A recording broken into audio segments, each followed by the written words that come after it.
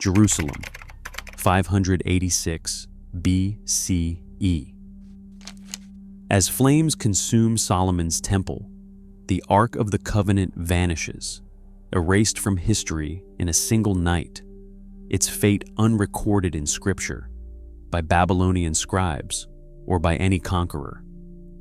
Now, new excavations claim the impossible, physical evidence after 2,600 years of silence. What if the greatest biblical relic was never truly lost? And what secrets might these long-buried clues finally reveal? The Ark of the Covenant enters the biblical record in the wilderness of Sinai, described in precise detail in the book of Exodus. Crafted from acacia wood and overlaid with pure gold, the chest measures 2.5 cubits long, 1.5 cubits wide, and 1.5 cubits high, which is roughly 4 feet by 2.5 feet. According to Exodus chapter 25, the ark housed the stone tablets of the covenant, and above it stood the golden cherubim, their wings overshadowing the mercy seat. The ark traveled with the Israelites, first resting in the tabernacle, a portable sanctuary, its dimensions and orientation specified down to the last cubit. After the conquest of Canaan, the ark was stationed at Shiloh for generations. As recounted in Joshua and 1 Samuel, it was captured by the Philistines, returned, and eventually brought to Jerusalem by King David. Solomon placed it within the Holy of Holies in the first temple, as described in 1 Kings chapter 8, where only the high priest could enter once a year. Scripture offers no further detail after this point. The books of Kings and Chronicles list temple treasures taken by Babylon, but the ark itself is not named. Jeremiah chapter 3 verse 16 even hints at a future where the ark will no longer be remembered. The biblical trail ends in silence. The text provides no account of the ark's fate after the fall of Jerusalem in 586 BCE. From this moment, the search must turn to other sources and the physical evidence left behind.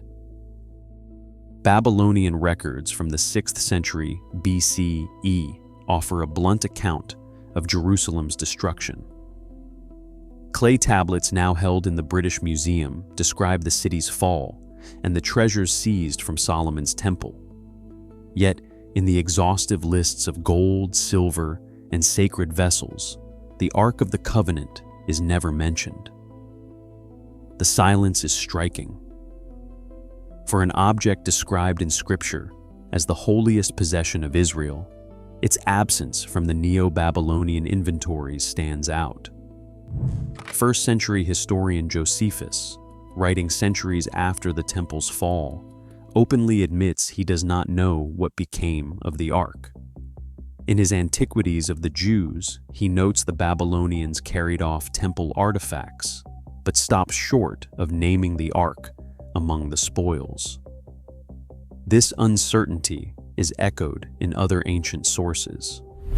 Neither the Babylonian chronicles nor later Persian administrative records shed light on the ark's fate. The gap between the biblical narrative and secular history has fueled generations of speculation. Archaeologists and historians have scoured the cuneiform archives hoping for a stray reference or overlooked inscription. Each line of text, each artifact catalog is scrutinized for evidence, but the ark remains missing, its trail cold in both the official records of conquerors and the careful prose of ancient chroniclers. With the written record exhausted, the search turns to the ground itself. The next clues may lie buried beneath centuries of soil, waiting for the spade and trowel to reveal what the texts cannot. At Tel Shiloh, the remains of a monumental structure rise from the Iron Age earth, its layout and proportions drawing immediate attention.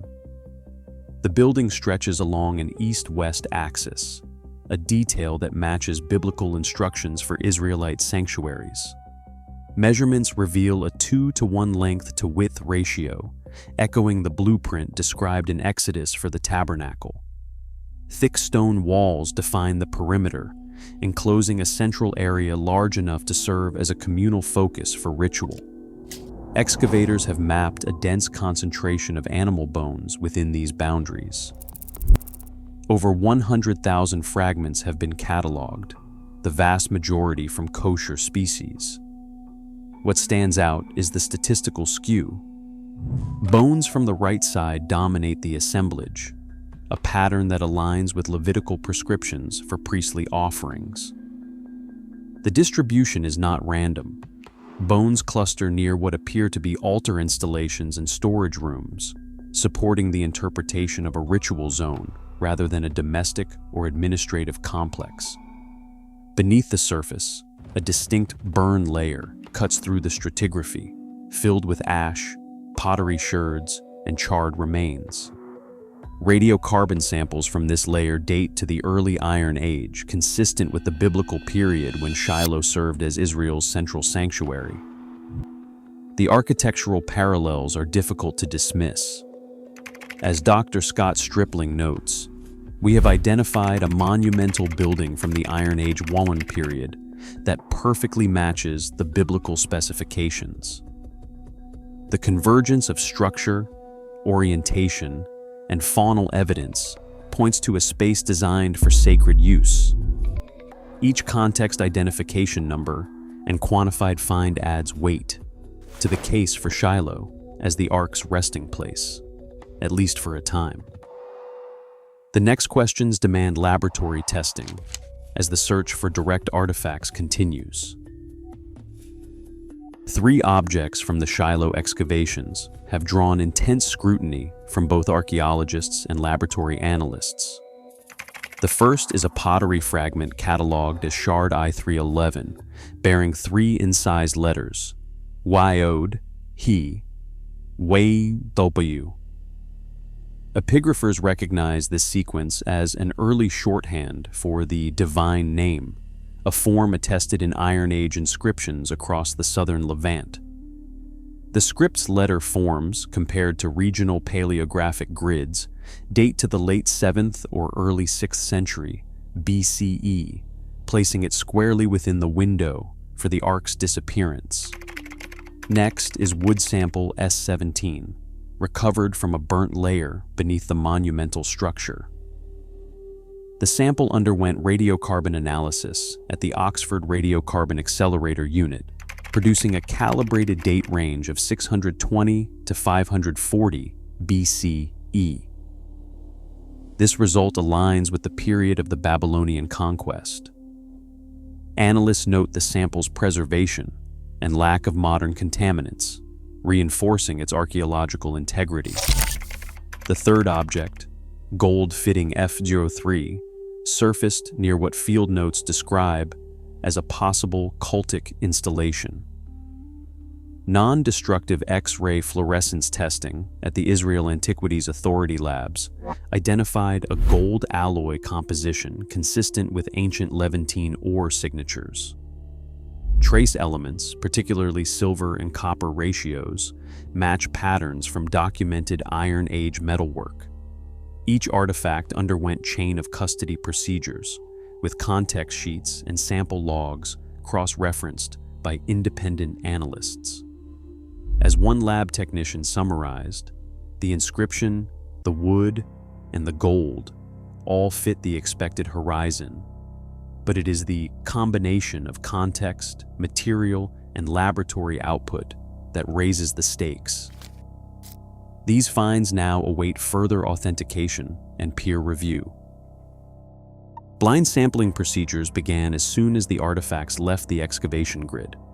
Each item, whether pottery, wood, or metal, received a coded label, and its precise field context was logged in encrypted spreadsheets.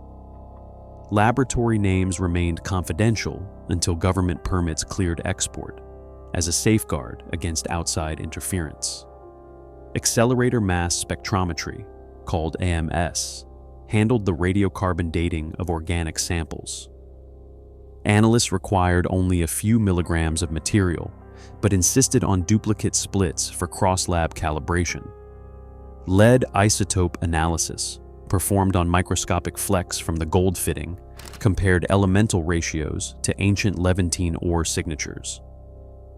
Imaging specialists ran the objects through high-resolution CT scans and workflows, mapping internal structures without disturbing the surface. Every step demanded rigorous documentation, including chain of custody logs, photographic records, and signed transfer receipts. As one lab representative summarized, replication is the rule. We repeat every test, blind to field claims, until the data converge. Only after these protocols would any artifact be considered for publication or further interpretation. Alternative claims, regardless of origin, must pass the same bar. Competing claims to the Ark's legacy stretch far beyond the boundaries of any excavation site. In Ethiopia, the Church of Our Lady Mary of Zion in Aksum stands at the center of a centuries-old tradition. There, a single guardian monk is said to watch over the Ark, but no outsider, whether archaeologist or scientist, has ever been permitted to see or test the object. The church's claim rests on the Kebra Nagast, a medieval text describing how Menelik I, son of Solomon and the Queen of Sheba, carried the Ark from Jerusalem to Aksum. Yet, without independent examination, the story remains untested by modern methods. In Jerusalem, the Temple Mount is considered by many to be the Ark's final hiding place. But the area falls under the strict jurisdiction of the Islamic Waqf, and both religious sensitivities and political realities have blocked any archaeological investigation beneath the ancient platform. Even the most advanced imaging technology must stop at the surface. These restrictions mean that two of the most prominent claims, Aksum and the Temple Mount, are effectively sealed off from the kind of scientific scrutiny now standard at sites like Shiloh.